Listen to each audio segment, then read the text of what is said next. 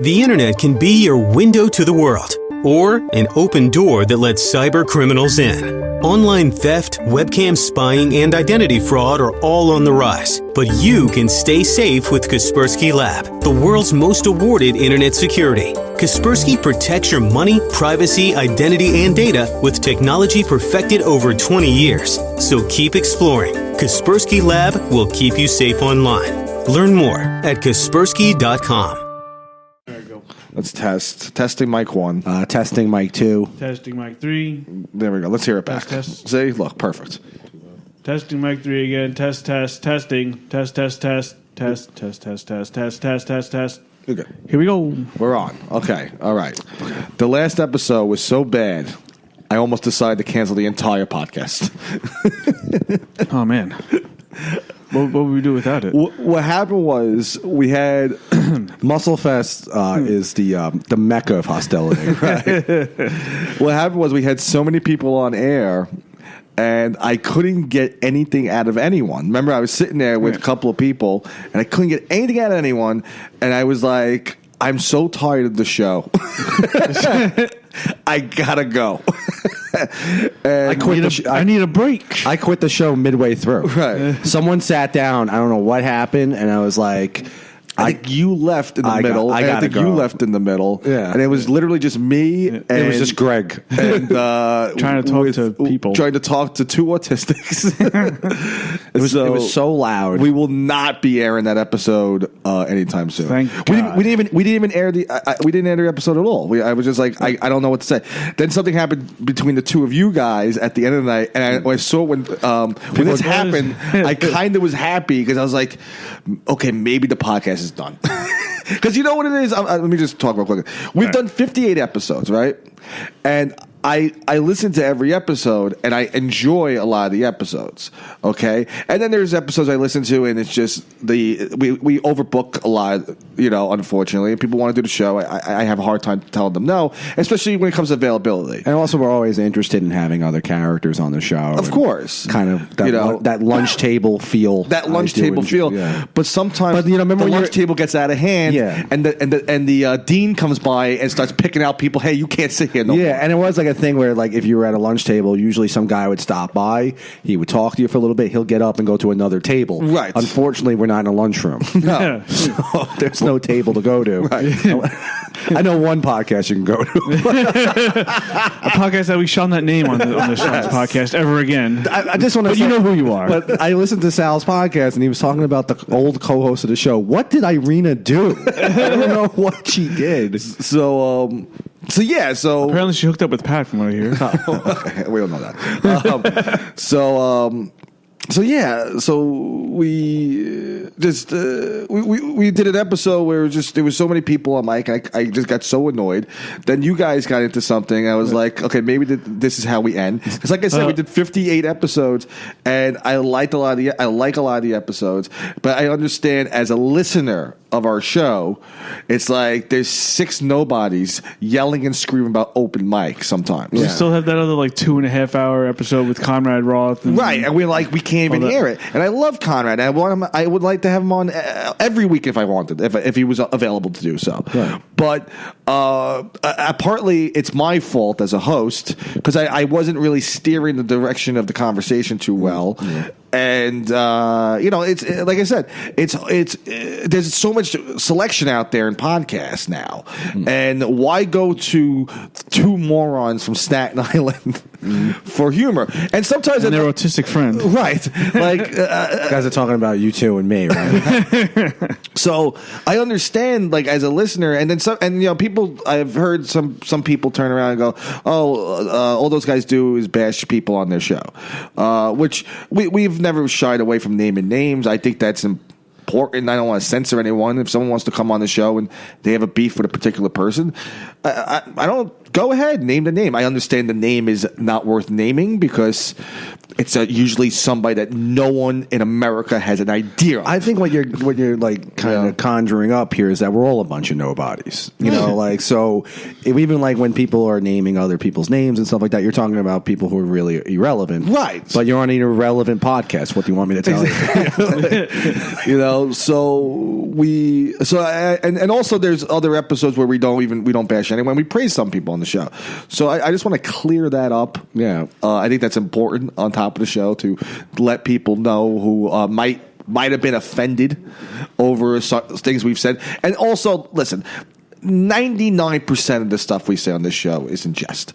You know, like everything we say is usually people just need to learn how joking. Like, some people just don't know how to take a joke. They think we're being serious on here, but we're just I can't just for shock value. Well, I think a lot of it's just like because maybe it's my tone. I can't shut the fuck up, bro. I can't apologize sometimes for being a shitty human being. I mean, that's like part of being a comic and being just a person in general. Just a person in general. That's what makes people interesting is the shittiness of the person. And if they can somehow dial it back and get some good content out, that's what makes it entertaining. I'm just shitty by association. Yeah, Zombie's an uncharming scumbag. Greg's a charming scumbag.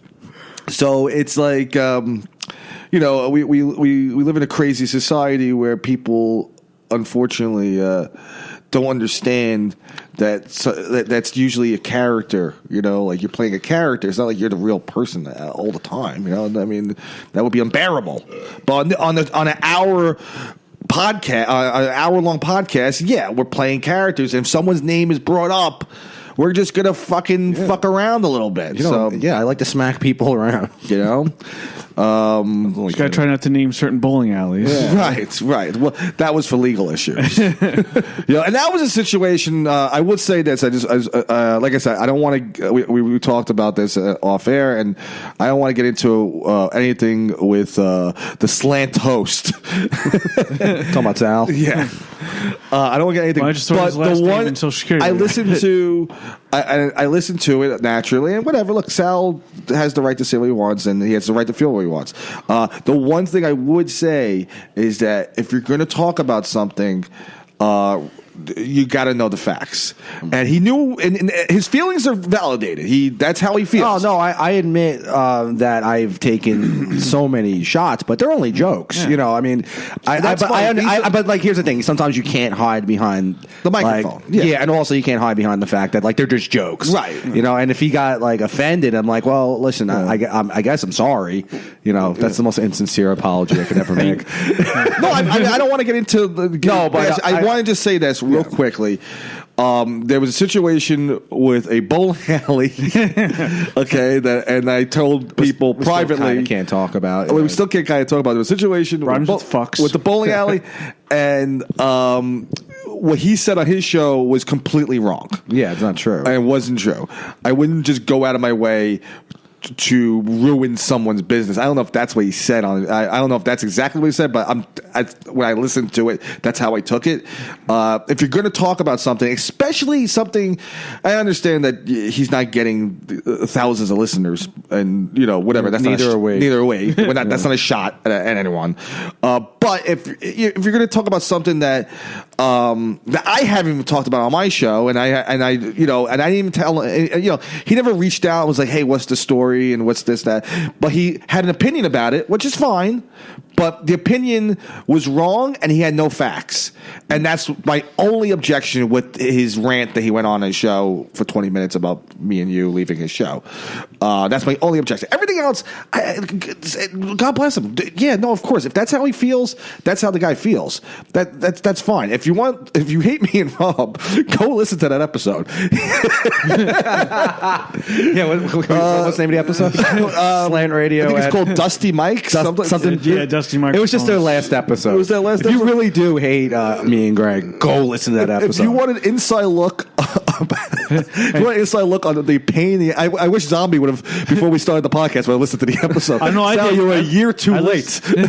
No, the podcast overall. Right. Oh, An inside look on what pain pain in the ass as me and Rob are, listen to Sal's episode. I can't, sometimes you can't fix the old habits. But that's my only objection, is that if you're going to talk about something that you don't know and it happens to be something that a legal issue, don't talk about it. Like, you don't know the story, and he never bothered to reach out to tell. He never bothered to reach out for me to tell him the story. And there was another situation with. He talked about Sal. I might as well just talk about. We're planning on not to, but whatever. Go on. We couldn't help ourselves. Yeah, right. There's another situation where he's claiming that me and Rob are not. What's it called? Preventing him from being booked on shows on Staten Island, which I don't have the power to tell people not to book him. Oh, I have the power. I have the power.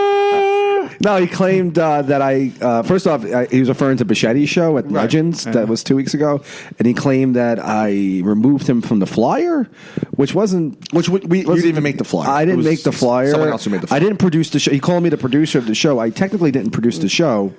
Mike reached out to me. Yeah, it's like I don't remember exactly what he said in the episode, but it sounded to me more like it was more like on Bichetti's end, right? Well, Mike told me that Sal couldn't make the show. Yeah. So he turns around and goes, unbeknownst to me, I was removed from the show.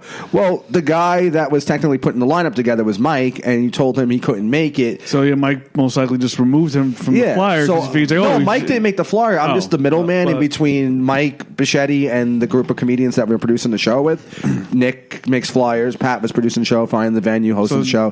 Technically, I was just the middleman between Mike and those guys. It was just a misunderstanding. So I turned around, and when the flyer came out, I turned around like, oh, Sal can't make it.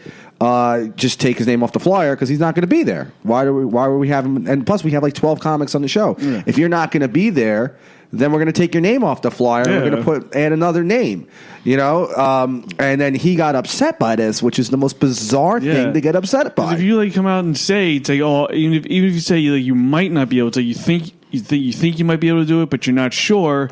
It's why should you be on the flyer? Because people might expect to see you there, and then it's for whatever reason that might be keeping you away, it actually keeps you away from doing the show. Also in a message group altogether where we're constantly in connection. Yeah, and pretty much if a Staten Island comic shows up to a show on Staten Island and asks us to do time, really any comedian, we all pretty much put them up. any comic can show up to a show that we produce. We're going to throw them up. You guys had put me up there, even if I don't have any material. But say, hey, I want to go up. Yeah, sure. We just throw anyone on. And as far as him not being booked, as far as Sal not being booked, and it's funny, we just got done saying we're going to not talk about nobodies, but we're getting into a whole thing.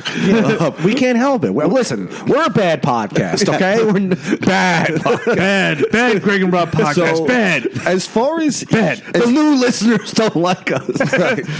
So as far as him not being booked, first off, I haven't produced any shows. I'm producing a show in May, and I didn't book him on that only because I don't know if he has done stand up in 4 months. I'm sorry, he doesn't get up a whole lot. These are the people I put on this show I've seen, and we've done shows together the last couple of months. I just don't have. I put up 12 comedians on this show, but that's besides the point. As far as him not being booked and us having something to do with it, that's so I would never ever do that to anyone. I would never turn around and go, no, don't book on someone else's show. No, don't book him because me and him have beef because I left his podcast. That's ridiculous. Yeah. That would be but that's just a typical this guy against the world kind of mentality. First off, I would never roadblock a comic. No. Yet. Who am I to roadblock anyone? And we're open micers. Yeah, I mean, come on, open micer and drinker at open mics, please. Another unnecessary shot. That was kind of a shot at everyone, but whatever. That's okay. So, but that's just two things: the bowling alley thing, which he didn't have any idea what he was talking about, and also this delusion that he thinks that me and you are preventing him to get up on Staten Island shows. I mean, come on, that's ridiculous. So ridiculous. I mean, all you need to do is message Kirshner or Nick or Farouk or anyone who runs a show out here, and it's like, hey, dude, can I get up for 5 minutes? They're not going to say no. Okay. And as far as us not booking him, because I haven't produced a show since Pepper Jacks in November, and which Sal was on every show, and I produced road shows, and I put Sal pretty much on every show. The last show we did together was at the cigar shop. Yeah, we were fine. I gave him $50. He did great. I was happy to have him. You know, so I don't think that those were two things that weren't exactly fair to talk about, and he wasn't giving us. I understand that he's upset. He's been upset for months. I don't want to have this weird interaction when we see each other, which is always kind of like this weird, sort of awkward ex-girlfriend sort of thing. Which one of you got to keep the dog? So yeah, like I like to move on with it, and I feel like we he said what he said, and we should have a small, we should have a cordial interaction. It should be something. Yeah. I understand that he probably is. You and I aren't his favorite people. No, evidently. But I don't even act like a human around his whatever. I don't want to get into. No, I know. That's something I don't want to get into. I don't want to get into personal stuff. I don't think that's fair. Sure. I think I don't think I'd want to get into it either. Right. Like this is We're sad, Greg and Ron. Yeah. Very sad. All my friends hate me now.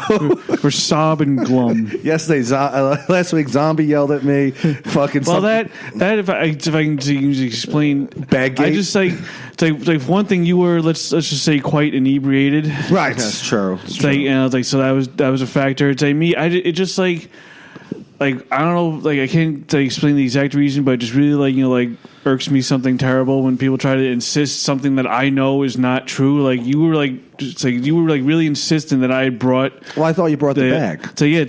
But you were so insistent on it. You were trying to hand it to me, trying to give it to me, and I was just no. I know what I brought in. I know I didn't bring in the bag, and you just kept trying to give it to me. You almost.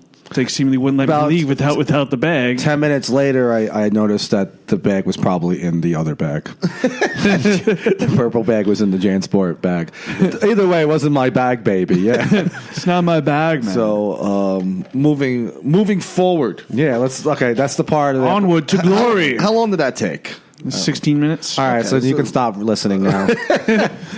People stop listening 5 minutes in. What are you talking about? No, they love the drama. I think people like the. I don't know. I think a podcast should be filled with drama and a little comedy. Deceit, deception, lies, arguments. This entire podcast, scum and villainy, is a Chris Nolan script. Yeah, yeah. Yeah. We so we all start talking like this. We all people complain about the we like to complain on the show. What do you want? Now I'm complaining about people complaining about the show. Yeah, we're like a Chris Nolan step. The only thing is we should call the show Contraception. We're a terrible podcast. Who would listen to this? Few people. Well, autistics mainly. People were worried. Like a few people reached out to me, like two, but they were worried. Like, why didn't you air an episode? I think even on Facebook, Will still messaged me. It's like when's the next episode of the Grob podcast coming out? Like I said, we never missed a week. Never, not one time. That episode last week was so bad we couldn't air it. Yeah, that's why we should do this one, and then maybe we'll air that one sometime down the road. Anyway, that Frank Cali, right? Oh man, the mob boss from the Gambino family, the head of the crime family, the Gambino family. He was hit. And one thing about this podcast, we're a mob podcast also. Yeah, we didn't know that. We're connected. We had no idea that we were a mafia podcast, but we are now. Officially. And he was that guy was the quiet Don. He got shot 12 times. Yeah, and then ran over like he was Phil Leotardo. And I don't know who could have done it. I'm suspicious of one subculture out here. Yeah, I don't want to make any accusations, but it was totally the Albanians. Because when they actually found him dead on the floor, but there was garlic nuts. Carlocks and Pronto Pizza on his door. It was really weird when he it was hit and the Pronto Pizza delivery guy had delivered the pie next door. He put it. Actually, they left a CD that said, the Young Gotti on his. There's nothing more disappointing when I have a slice of pizza at a pizzeria on Staten Island. Right. I go, this is pretty good, and I see some squarehead come out from the back, and he's just like, bro. They're looking for a suspect with a cube head. Right. So that guy was hit. I like using the word. I love using all the mafia terminology. Right, like he was whacked. He was hit. No, that was a bad hit because it was a sloppy. Well, hit. Who do you think did it? It was a sloppy hit. It was 12. They shot him about 12 times, and they ran him over. That's a bit excessive. That's not a good hit. That's not a pro. It's like he's like the fucking new. I don't know what you call like a new guy who's like just like newly like know what newly I think made noob.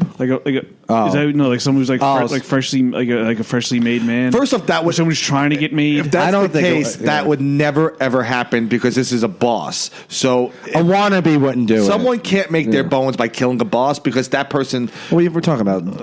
What do you mean? Someone can't make their bones by killing the boss? Yeah, well, that means I know what you mean. You hit. Oh, you're talking about. First I gotcha. That's all about making. No, I got you. I'm sorry. So that's totally out of the question. But I understand that it looks so sloppy that it could be someone who I mean, unless they were trying to like throw off like the scent that it was a mob hit, like just like they purposely did it bad to make it look like it was just like I don't know, like some like drive-by gang like thing or whatever. We're talking about a boss of a major family. No, but it kind of makes sense. No, that's what I'm saying. It's like in other words, like they thought they could maybe like if you make it look so terrible, if they make it look like it wasn't like a professional mob hit.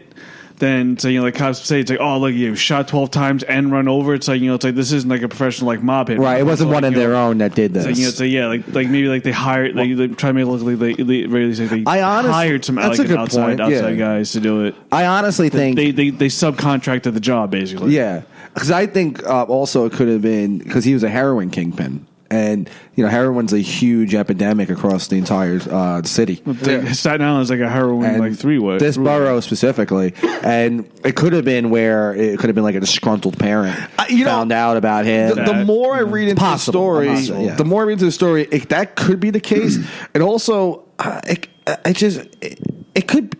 it's such a weird hit because he's the boss of a major crime family. Mm-hmm.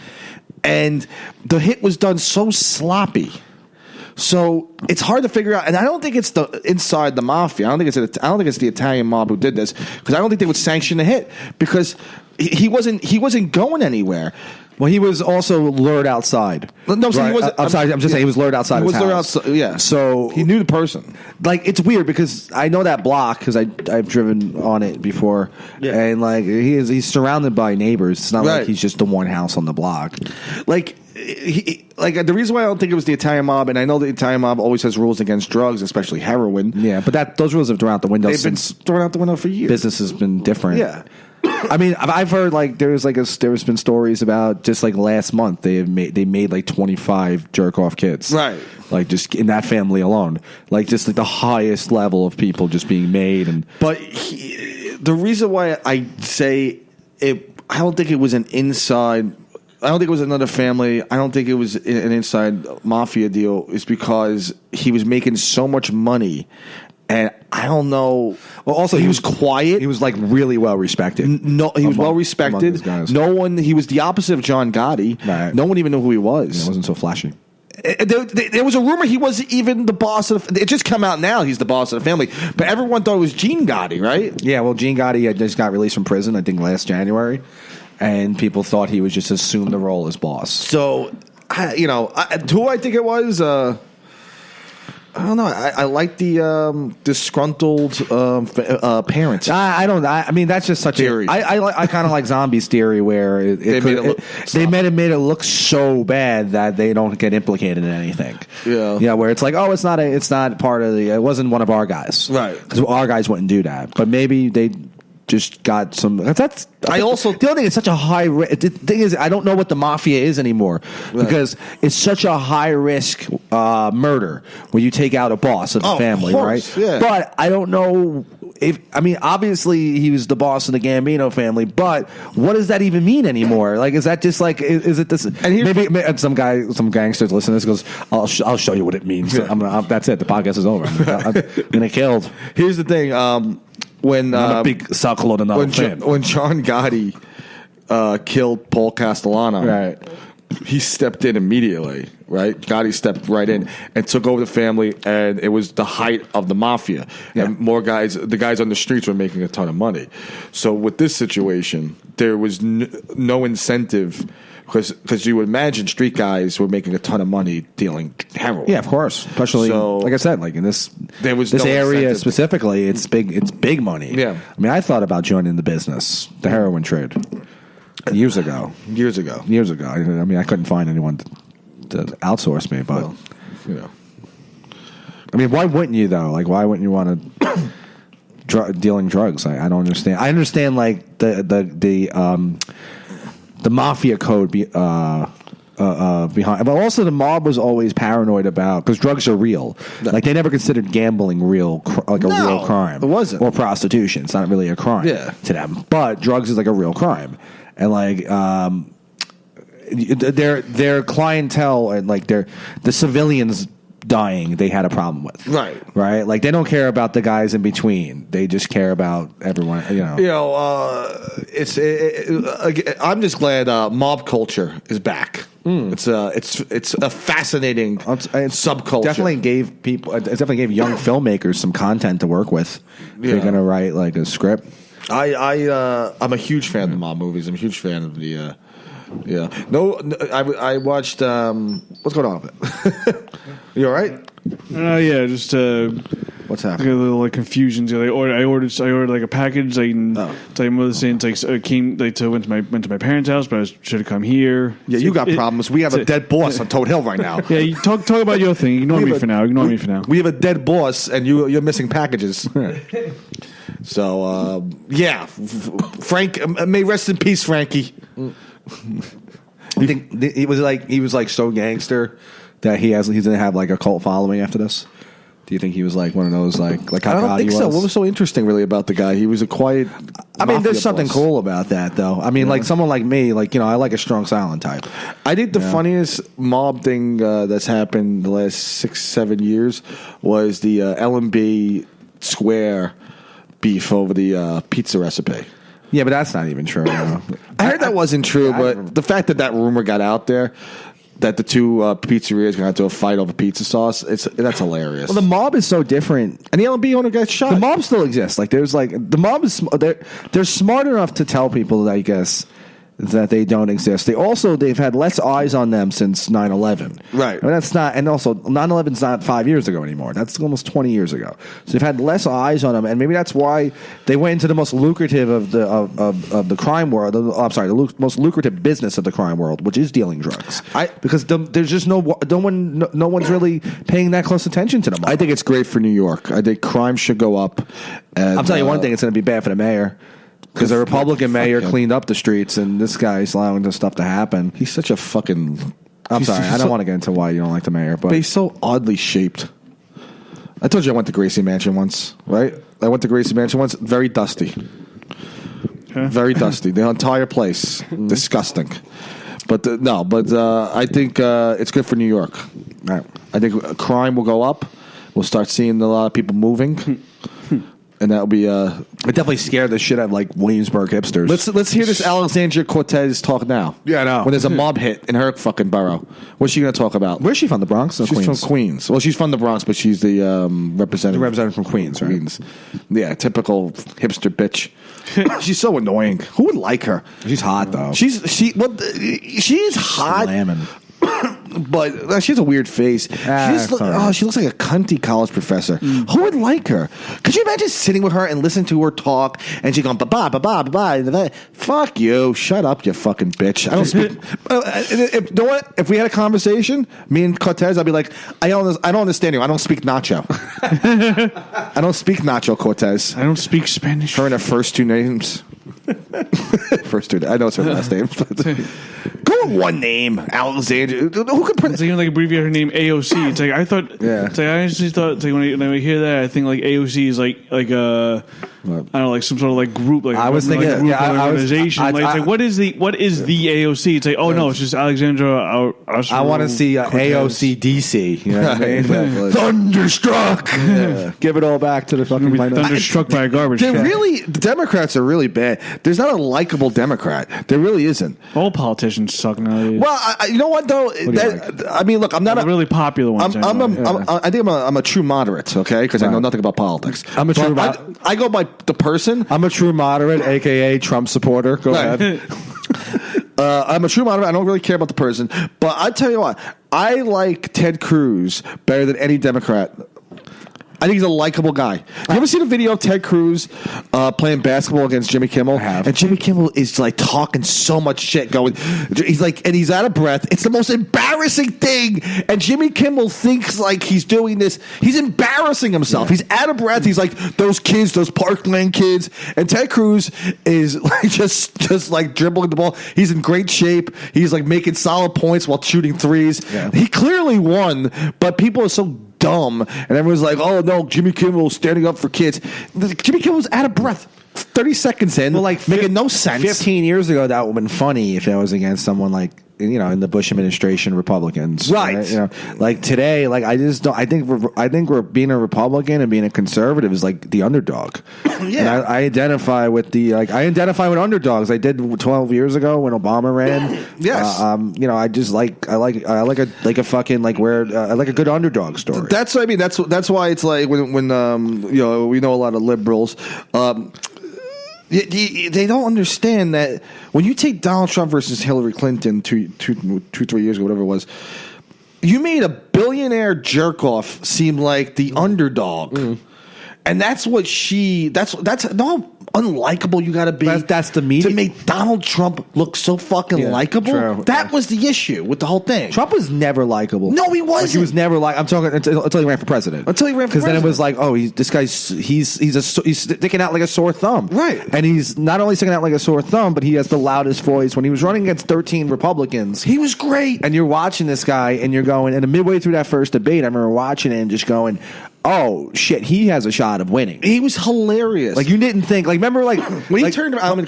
When he turned around and was like to Rubio and what's his name, Rand Paul. He was like, "I gave you money. I gave you money." How can you not like that? That was hysterical. How could a common person not like that? And like I was talking the other day, and we were talking about like Colbert and the late night guys, and I'm like, these guys, they're not taking a chance by ripping up.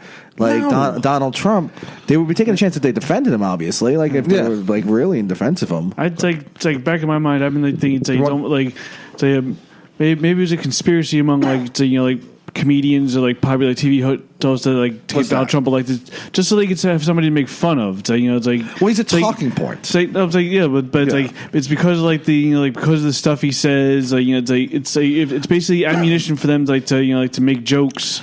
Like, they couldn't really they had nothing really like that with Obama. Like, it's like I know a lot of people say like Obama was a shitty president, but he never really like did anything in the public eye. Like, I would say this about Obama. He was very cool. Okay, so it was kind of hard to make fun of. Yeah, no, that's like what I'm like saying. It's like, it's like for like basically like the 8 years he was president, like he never really did anything that people can make fun of. Yeah, but like maybe like once in a while, but we weren't exposed to some stuff like that he like goofy shit that he did. Like remember when he like had a boner on the plane? Yeah, and he like put his dick in like a woman's face. Yeah, like can you imagine if Trump did that? Like that would be like. Are you kidding me? It's like people would be like begging like to change the rule that says a president can only serve 2 terms. It's like it's like Trump needs to serve at least like 4 or 5 more terms. One of the biggest reasons why I'm just so skeptical of like people that are anti-Trump and just like, they've been trying. I can grab people by the pussy. They've been trying to get him out of off, like they were when he was running for president, right? When he was the nominee, they were trying to get him to stop. Not even the Republicans wanted him. Republicans. Republicans. Remember the hashtag Republicans against Trump? Like Republicans, I think, were like fighting to get him to keep him from getting the nomination.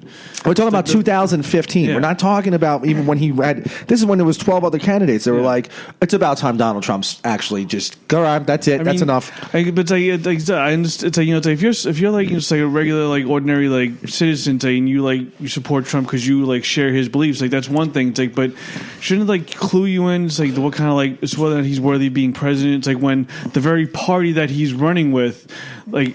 Just about everybody else in that party does not want him to be president. Well, they didn't want him to get the nomination. But the thing is, just not get elected. Not even. It seems like nominated. But it seems like the only branch of voters or the people wanted him to be president. Yeah, and the American people want to be president, but like every other. But is that true democracy? Here's the thing when it comes to politics now. And I'm no expert, but we all people by all stuttering. Right. We all sound like we know what we're talking about. Right. Well, yeah. But people now vote according to their beliefs and not where they're at in status.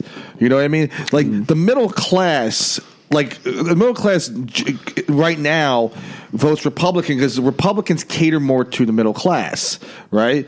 And I think also the lower class votes Democrat because the Democrats do cater to the lower class. But there was during the Hillary administration there was not a whole lot of talk about the middle class. She called the middle class deplorables. She called Trump supporters deplorables. But that's the middle class. But you know what? Trump supporters made it very clear that we are the working class Americans. We're the middle class. That's what Trump supporters made clear. She, instead of maybe trying to get a few of those people on her side, she called them deplorables, and that's what really happened. She called his supporters deplorables. Right. She didn't call middle class people deplorables. Whatever. So I'm saying this is that like. You know, like a lot of people are voting according to their beliefs rather than where they are status-wise, and that's the main distraction. Okay, but that's a big distraction. No, but how different were Trump's beliefs versus Hillary's beliefs? Not a whole lot. Or Bernie Sanders' beliefs versus Trump's beliefs. I mean, Trump is just anti-immigration. Hillary Clinton had the same pretty much the same message, only it was just said a lot nicer. Yeah, it's just Trump doesn't know how to talk to people.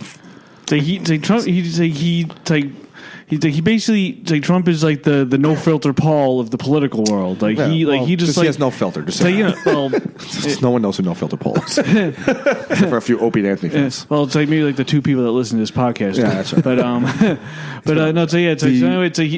He just doesn't know how to like censor himself. Like I mean, or does he like the country? This country is like more or less like run by corporations anyway. So it makes it's like in that light, it makes sense to have like a guy who's like who has several businesses and global business to be the president because you would think okay this guy knows how to run a business. It's like in this country is basically a business now, so like let a guy who knows how to run a business run. Well, even business, they had said that even when he was like in 2012 they were like he might run for president. They were like he's great. I think that's what this country needs is a boss in the White House.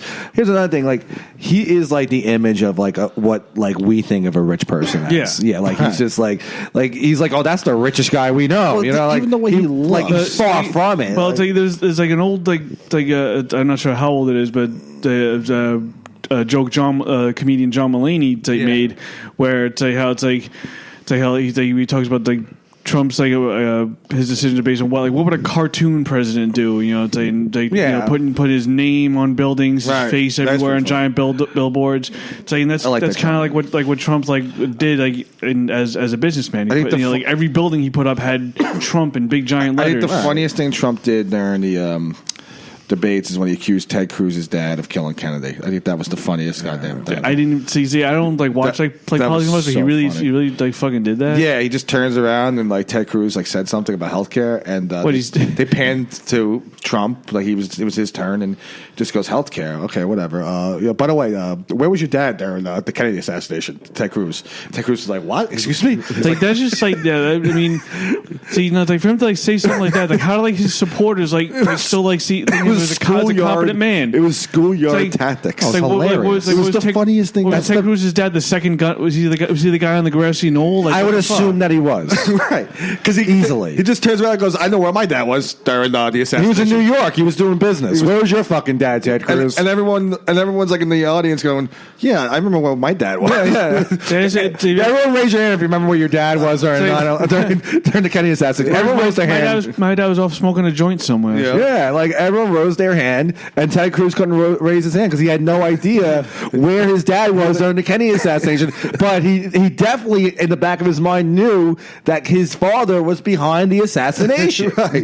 He killed his dad. Killed while Kennedy. he was swimming around in his dad's balls. He knew. Know how I know? Because Donald Trump said your dad killed It was the Kennedy. funniest tactic. I mean, it's like ever. I thought it was what's his name? No, Because then he Lee like- Harvey Oswald. and then- I thought it was Lee Harvey Oswald, but apparently it was Ted Cruz's dad. I think Because Trump said Rubio it. turned around and was like, "Yeah, where was your dad?" Yeah. And Ted Cruz was like, but he wasn't even in this country." And then like Trump was like, "Exactly, illegal alien killed Kennedy. Get out." It was the It's like I have funniest documentation very clearly. He was from Mexico. That's why we need the wall. He, We gotta build the wall. He accused his fucking dad of killing Kennedy That's so funny. on a debate stage.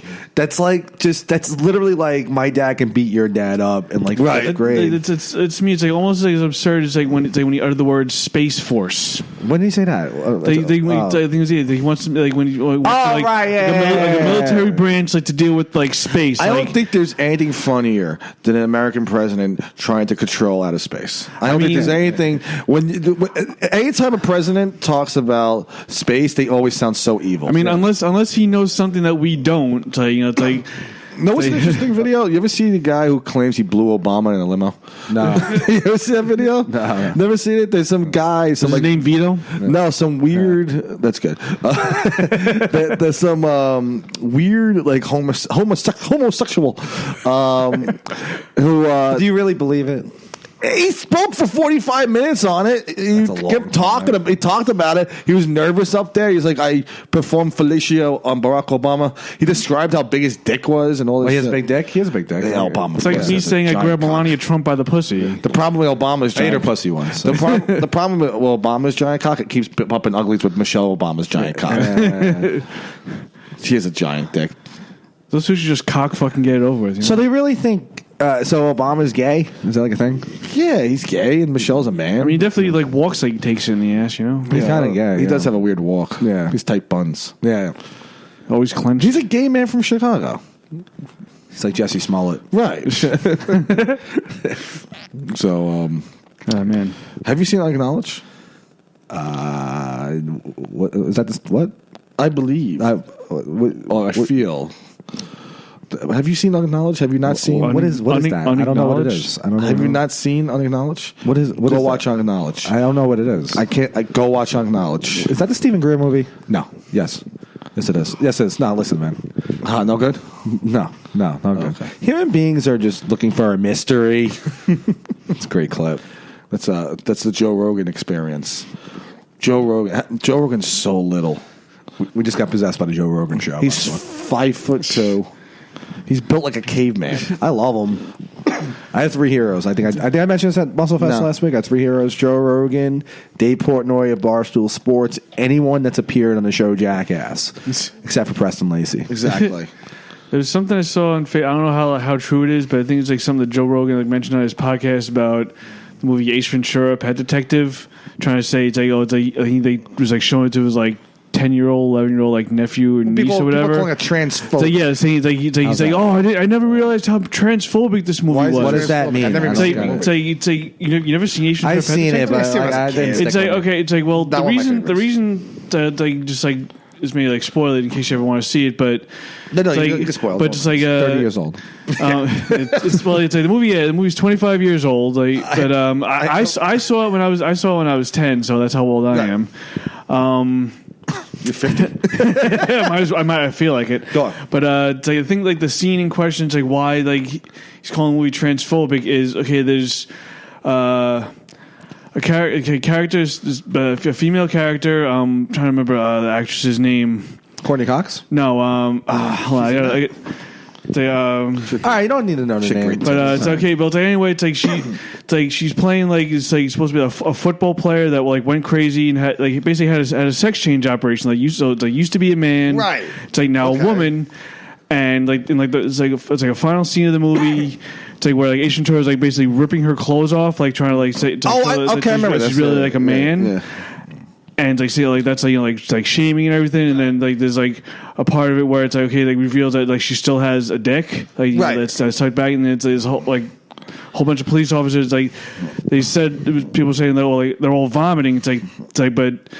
You know, they're all vomiting because they're disgusted. Disgusted at the idea that it's like this person that throws a woman is actually a man. So they're like disgusted by this transgender person, but that's not the case at all. It's like anyone, if you actually watch the movie and pay attention to it, it's not a transgender type woman. It's basically it's like a former football player who went insane and got a sex change operation to sounds like transsexual to me. No, but it's like all for the purpose of getting revenge. Well, I'm not going to watch. I'm not going to watch Ace Ventura. You know, like and nobody was. You know, like when I watch transgender porn, I do vomit, but I come first. So no, it's like the other thing was like people saying all the cops were vomiting. Nobody was vomiting. It's like I've seen that movie at least 1,000 times. It's like they're all like doing dry heaving. You know, they're like spit takes. Like they're trying to get like you ever get like a bad taste like sand or something in your mouth. Trying to like spit it out. That's all they were doing. They were like spitting like like trying to get like. Was she all I don't remember the movie. Was she all bashful? No, she was like, "Oh, you caught me." No, but no, that was like because that was like the whole like thing. Jim Carrey's a lunatic. I hate him. He probably disowned the movie, right? Did he say anything? No, I haven't seen anything pop up from like Jim he's Carrey. Like, nuts. Because there's also like a scene like where like apparently they poke fun of a movie called the Crying Game. Yeah, no, it's like after like Jim Carrey like puts it together that like this woman that everybody thinks is a woman is actually a man. And he like at one point in the movie like kisses her, so it's like he's all like disgusted with himself. So it's like there's this whole thing where it's like he's like trying to it's like all like comedy, like put a punch in his face trying to get out. Saying he burns his clothes, and then he's like like just like crying naked in the shower, saying like that's all like making fun of it. Jim Carrey's an asshole. He is now. He's fucking nuts. No, he's been an asshole. He killed his girlfriend. Right, his fiance. He did. Yeah, his fiance died of a drug overdose. Drugs.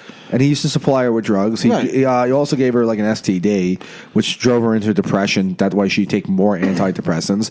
She overdosed on those drugs. He was getting them illegally for her. And the family accused him of killing his fiance. And that's why he has made this stupid 180 where he's just like, I'm woke and I'm like... He's an asshole. He's just a douche. Speaking of 90s stars. What's that? Okay. Luke Perry died? No, want to get into that, man? Okay. You know what it is? Frankie Cali died. Luke Perry died. It's too much for me. God bless Luke Perry. Yeah. Although there's a rumor out there about the documentary Leaving Neverland, right? There's the Michael Jackson documentary. I haven't seen it, but have you not seen it? I have not. Have you not seen Unacknowledged? No, no. It's there's a heavy rumor that a A-list child actor is being pressured by a Suedo family member of the Jackson family, right? Yeah. You're talking about Macaulay Culkin and Harris Jackson. Right. Harris Jackson was sexually abused probably by her grandfather. I would think so. Yeah. I think he abused Michael. Everyone. I think he said. I know it's on record that he sexually abused LaToya and the other sister. What was the other sister's name? The weird sister he had. I thought LaToya was the weird sister. No, there's three. There's Janet, LaToya, and there's another sister. Tito? No. Jermaine, yes. They were not. I don't think they were abused. They were like too old to get abused. They were too old. Yeah, and ugly. But yeah, so there's a rumor that Macaulay Culkin is going to come out and say that Michael Jackson. Well, he probably did. Abused him. How come Michael Jackson, every one of the kids that they accused of that's accused him of pedophilia, they're all like fucking 10s? I mean, first, and I ain't no pedophile, but I'm looking at these kids. I'm like, they're good looking kids. I mean, it's like I haven't even though I haven't seen the documentary. It's like I'm just like, why is it like still like a thing? Like what does it like matter? It's like the guy's dead. Yeah, because like, grooming is a thing, though. It's like, but it's like still, it's like even you can like retroactively ruin his career. It's like you're not. Yeah, but that's not the point. No. Like, but you're looking at it just as Michael Jackson. So that's everyone's problem is that they just go, oh, it's Michael Jackson, right? But really, what the documentary is about is that fucking sick process of grooming young people. Like these adults, they take on these younger people and they groom them into sucking their dicks one day. I had this is, again, like decades Would ago. you have a mentor? But I had like a shirt that even like referenced the whole thing. It's like I spent the night. I spent the night at Neverland. Saying all I got was this lousy T-shirt and $11 million in hush money. Right. And like I grew up playing baseball, and I know the guys. Like I know like that type of like that guy who's grew. And I mean, sometimes it wasn't always like probably most of the time it wasn't like sexually, but I remember just like certain like parents would be around certain kids. Right, or certain adults would be around certain kids, and they knew maybe one day this kid does. When he was an adult, he might even like make more money as a professional athlete, and they really do. They kind of prey on young people. And then I do remember like one guy in particular. Growing up, he was a sexual predator, and he was my baseball coach, and he wasn't into. He was into barely legal. He was into barely legal guys, 18, 19. So like I don't think he was. He wasn't like a pedophile, but he was into like 18. We started playing for him at 16. I started playing for him at 16, and he was very and like he was like all the cut clear signs of just like he'll grab you by your thighs and just all that shit. Everything you heard about. It was weird because during the documentary, I think it was Wade Robinson was talking to Michael Jackson, and Michael Jackson and Wade Robinson was like Robson, whatever his name is, 18 years old at the time, and during the documentary, they talk over the phone, and Michael Jackson's asking Wade Robinson about his sex life.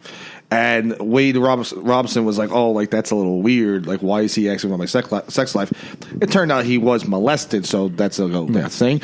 But I remember being like 17. I remember this coach called me up once, called my house. Right, I was outside hanging out with my friends, and he called me up, and I'm on the phone with him. We're talking. He's like, "Is everything okay?" And I'm like, "Yeah, everything's fine." And then out of nowhere, he's like, "Let me ask you something. Have you been getting laid recently?" Like he said that, and I was like, I was a different 17-year-old too. I was I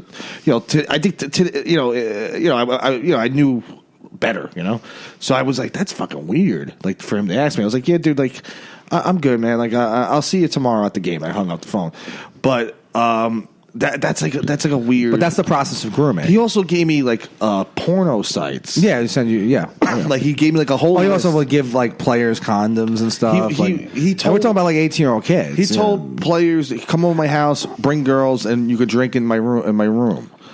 He was a 69-year-old man. He was telling, but he wasn't telling 25-year-olds this. He was telling 18, 19-year-olds to do that.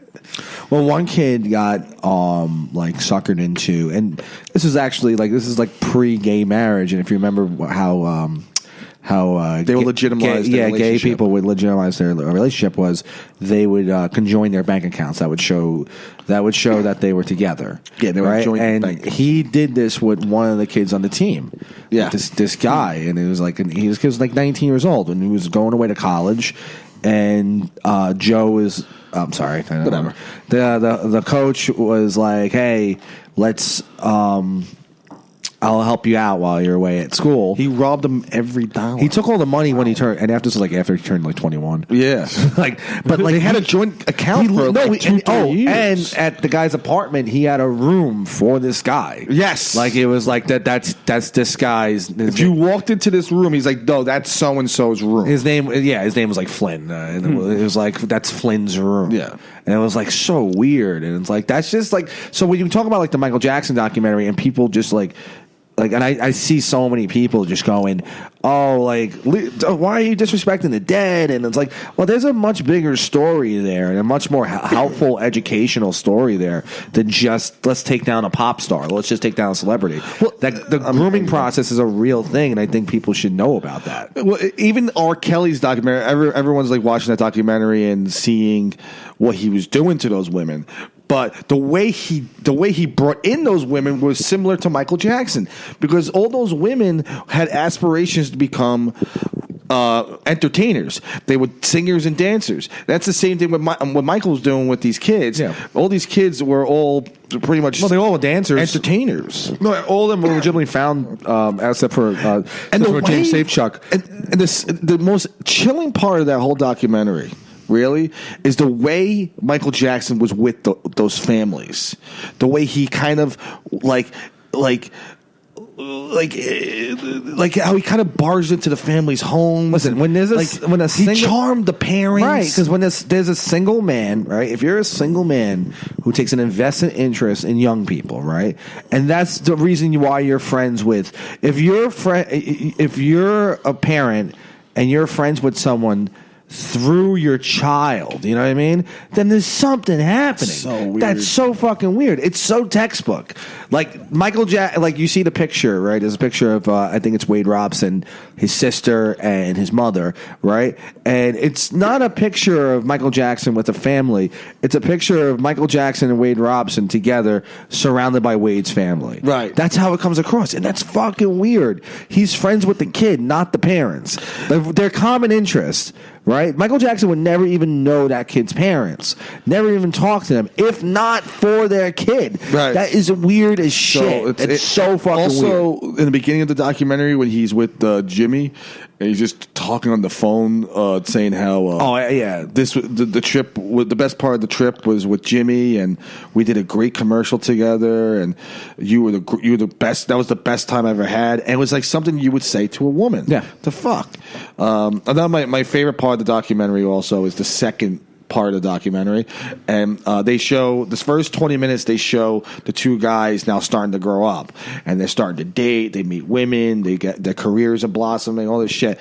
And in the middle of that middle part of that part two is they cut to the next segment of the documentary, and it's their deviant friend Michael Jackson being arrested for pedophilia. Like it's this disgusting deviant man, and he's like calling them frantically, going, "Could you testify?" The one kid didn't testify. The kid Jimmy, he was out. You know, you think the guy Wade is a liar? You said he was not. I just don't trust him. I really don't trust him. Like I watched. I don't either. I watched the documentary. I've heard his account, and I'm not saying look that by all means. I obviously think Michael Jackson's guilty of pedophilia, like straight up. Like he's fucking kids. But I don't think he fucked that guy. I think that guy's a liar. I don't buy it. You know, when I first saw it, let me tell you something. I go by like my first instinct, and because like when you start thinking about it, that's when you start to like think like you're wrong. You know what I mean? And when I first saw him, like I saw a trailer for the documentary, and I saw him, and I was like, oh shit, this is bullshit. Like, because just the way the trailer's cut, it was going to be on HBO, and I'm watching this, and I'm like, oh, this is a money grab. Like they're just trying to like get people to watch a documentary. And then I watched James Safechuck, and I just think he's 100% honest. Like he looked like a wreck. Yeah, he's a wreck. Something happened there. Yeah. I don't think during the Oprah interview, he literally looked like he was going to hang himself. Yeah, he's depressed. He could not make it. That's what depression looks like when you're fucked up. You know. By the way, would you titty fuck Oprah? I think I would. No, maybe not. I don't know. She's more attractive now than ever. Great. Tits. She used to look terrible years ago, but she gets like she's weird. She's up and down, right? She like fucking. Sometimes she's hot. Sometimes she was hot in the early 2000s. Yeah, I think so. I don't know. I'd titty fuck her. Now, she looks bad. What? She's like 63. Yeah, I think she's. She left that show, but she's not like a hot black chick though. She's like something there. It's like she's like Oprah. You know, she's like barely. She's like royalty. Yeah, she's her own brand of woman. She transcends like. Yeah, she's like. It's like fucking Oprah. That's so funny how she's not like Oprah and Gail did. Two iconic interviews, back to back nights. Yeah, Gail King, and they're dykes, right? I think they eat each other out. Yeah, probably. They definitely fucked at least. Definitely scissor. That's when. Well, there's that other guy, Stedman. Right? Stedman's full of shit, though. He's just like he's Oprah's beard, right? Yeah. Didn't Stedman work with Regis? No, you're thinking of Gelman. Yeah, Gelman. You just be watching Regis, and I don't know where just be screaming at Gelman. Regis is on his way out, probably. Right? He's definitely dying. Yeah, so. He's probably a fucking. Alex Trebek is definitely on his way out. Is he dying? He's got officially dying. I think he's got stage 4, right? stage 4 pancreatic cancer, which is basically a death sentence. Don't mention that around Joe Pally, by the way. Yeah. What's it called? The Regis gotta have dementia, right? He's probably every day. Probably wakes up at 9 o'clock going, I'm ready to do the show. Yeah, they like to stay on. It's like no, Regis. His wife. What was his wife's name? Well, know his wife's name now, Kathy Lake, because he keeps calling her Kathy Lake. Yeah. Regis a dumb old man.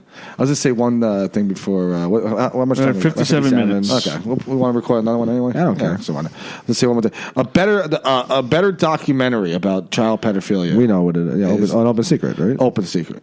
I like to get into more. I don't want to say child pedophilia. I guess it's the same. Doesn't matter. Yeah, no. What are you talking about? Pedophilia. It's like say no. Well, that adult pedophilia. That's where the real that's when you fucking. That's when child pedophile. That's when you. That's when you fuck an adult who thinks he's a child. Right. Well, it's basically like fucking an autistic person. Remember that? It's like you're fucking an adult with the mind of a child. Remember that? The 50-year-old woman who fucked Duca, like she's a pedophile. Yeah. Remember that guy who was dressed as he would dress as like a 11-year-old girl. Right? Yeah. Oh, remember, like, there's a guy on the internet. He would dress like an 11. They were confusing him for Terrible Tim. He was a yeah, they did. No, that's true. People like this is Terrible Tim. He looked like Tim. It's really. I had to defend Tim on the YouTube comments. So, a conspiracy theorist.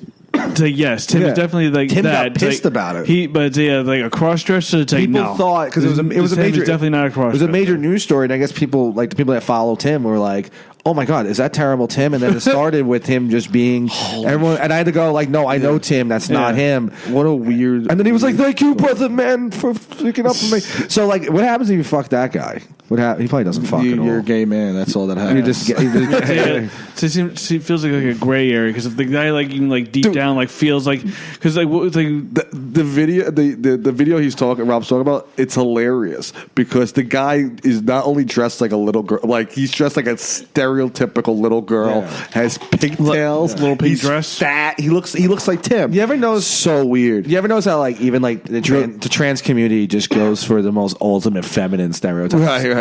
Like no trans person ever becomes just a dyke. Right. No. You know, they usually become like this over the top Barbie doll time. Yeah. We're at an hour, so we might as well. I want to get a cigarette and we'll come back. All right. Bye-bye.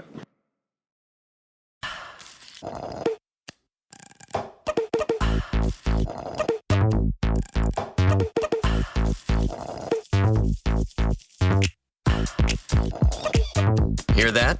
That's the sweet sound of Minute Maid slushies at McDonald's, turning up your summer with every sip, slurp, and ah. Get a small sweet peach, blue raspberry, or fruit punch slushie for just $2. Or get any size soft drink for $1. Price and participation may vary. Limited time only. Cannot be combined with combo meal.